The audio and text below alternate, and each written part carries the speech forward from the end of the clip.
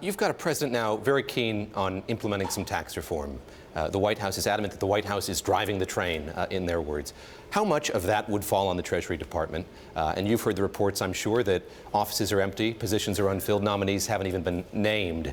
How handicapped is the Treasury Department at this point in going forward with tax reform? Well, first of all, I think anyone who looks at the real strength institutionally of the Treasury Department has to look beyond the political appointees to the civil servants who are there. The Office of Tax Policy is an extraordinary resource that I don't think Congress could write effective tax law without. I don't think a White House could effectively work through the tax reform process.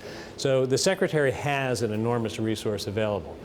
You know, what you don't have is your policy leaders. You don't have your emissaries who can go and necessarily represent you the way you would if you had a full complement of deputy secretary, undersecretaries, and an assistant secretary for tax policy. So it's not a perfect situation, but I think it would be a mistake to think that Treasury comes to the tax reform debate without very substantial resources. I think the question, as with so many issues, is where the decision-making in the administration will fall and whether the policy leadership will be at the Treasury Department or elsewhere, and within even the White House, which camp in the White House will be making the recommendations and ultimately shape where the president goes. There are some really big decisions ahead. You know, we looked at tax reform and worked with Republicans for many years. There's a lot of support for business tax reform to clear out loopholes, lower the rates. But if you want to do something that's even bigger than we propose going to 28%, it starts to get very expensive.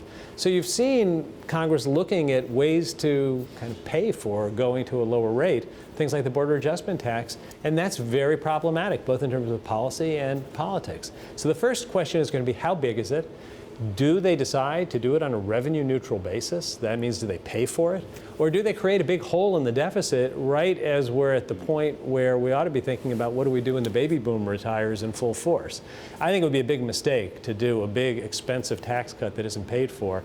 It would not be good for the economy. It would put an enormous amount of pressure on cutting programs like Social Security and Medicare.